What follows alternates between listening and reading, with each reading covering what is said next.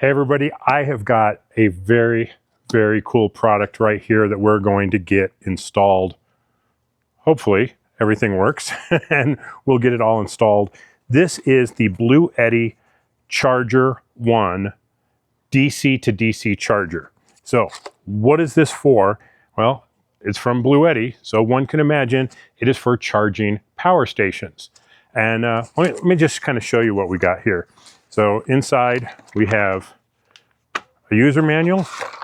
We have a box of goodies here, which has a cable, some connectors, and some screws. We'll get to those in a little bit. And then we have the Charger 1 itself.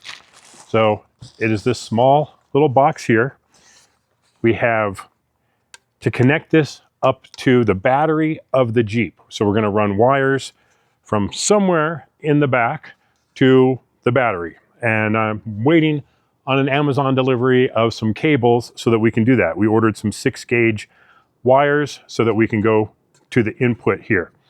The output is going to be to these standard cables, and almost all of the Bluetti power stations come with this connector to XT60. So I have some of those laying around here, so I can basically charge any power station I have because they all have XT60s for the solar panel connectors. So that's essentially what this is going to emulate here, is a solar panel, but from the alternator. So it's going to put out 27 volts at up to 560 watts. That's going to charge most every power station pretty quickly. I think the only power station I have that can take more than that is the Jackery 1000 V2, I think. I think it can take over 600 watts combined. But from a solar panel point of view, that's pretty darn good. 560 watts at 27 volts. It's going to charge stuff pretty quickly. So we need to get this installed. Then there's an app where we can control it, we can monitor it, we can turn it on and off. But the thing that I really like about it is we don't need to turn it on and off. It auto detects. That, I think, is the coolest feature of the Charger 1. Once we have this connected to the battery, it's going to see that there's whatever, 12 volts, right? Which is this, whatever the standard battery voltage is. And at that point, it's not going to do anything. It's not going to be charging the power station. So there'll be no drain on the battery. Once we start the car and the voltage spikes up, typically in that 13 to 14 volt range, then it's going to detect that increased voltage and start charging the power station. So I have always wanted to find some way of automating this process. When the engine's running, I want it to automatically charge a power station. When we turn the engine off, I want it to stop charging. The Charger 1 solves that. It's going to do exactly that. When the engine's running, it detects it. It starts charging the power station automatically. When we turn it off, it stops charging. So super, super cool. I'm very excited to get this installed, but we're waiting on an Amazon delivery of some 6-gauge wire. Then we need to crimp the ends on there, mount this somewhere, and we're good. So hopefully I will be using this for the next few days as I go out to Oklahoma for Overland of America. If everything works right, I'm going to get there and my power station is going to be at 100%. Then while I'm there, I'll run solar panels, and then on the way home, off and on, keeping the power station charged up until we turn the engine off. I'm super, super stoked.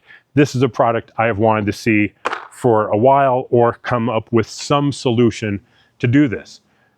Installation technically should be pretty easy. We connect to the battery, we run it into the back of the Jeep somewhere, should be good to go.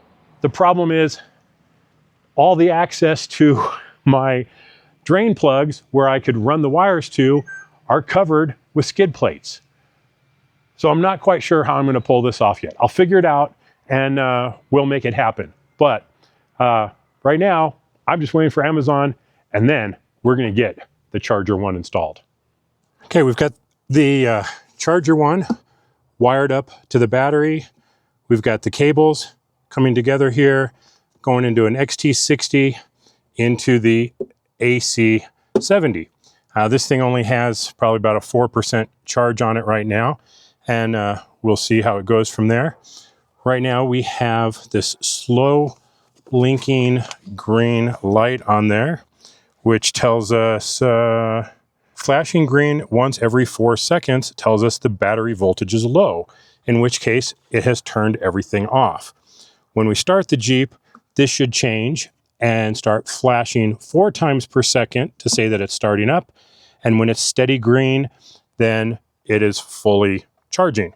Let's go ahead. We'll start the Jeep up right now. And you can see the AC70 is off. The Charger 1 is now blinking quickly over here.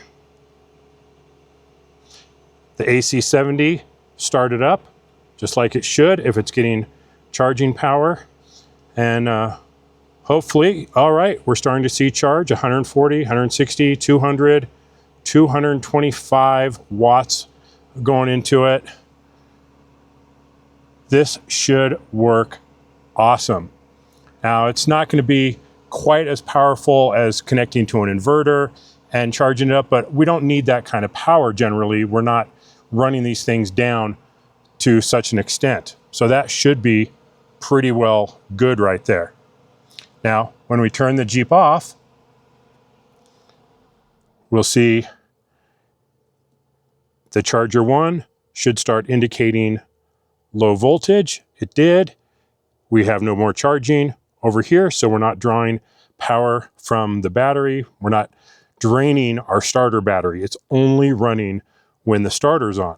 So it is working exactly as intended. So now we have an awesome charging solution for power stations. And like I said, every power station I have has an XT60 on it. So this will work with everything that I have. Just really, really cool. 220 watts. Should charge most of my units. You know, a 500 watt hour should only take 2 hours. The 768, well, it'd take about 4 hours to charge. So not bad. But like I said, we're not draining these things down that far overnight. We're usually dropping 10, 15, maybe 20% a day. So this should do a great job of keeping the power stations charged and keeping everything running. I'm super, super stoked that I finally have a solution that I've always wanted for power stations.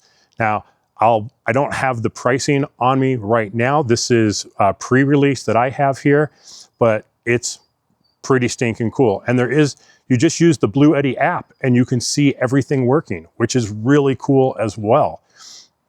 In fact, let me show it to you. All right, I've got the Bluetti app here up and running. I got the engine running. So I can see I'm getting around 13.8 volts, which kicked it on. I'm charging at 230-ish watts. I'm outputting 27 volts, and I can just turn on and off charging right here if I wanted to. So pretty simple app to use. Nothing really to it. And I'm pretty stoked with this thing. It's working. It's doing exactly what I have wanted. It starts charging something. When the engine's running, it stops charging when the engine turns off. What more can you ask from a DC to DC charger? So thanks for watching, everybody. I will put information about the pricing, availability, and stuff down below here, as well as in the description. So thanks for watching. Stay safe out there with plenty of power, and we'll see you on the trails.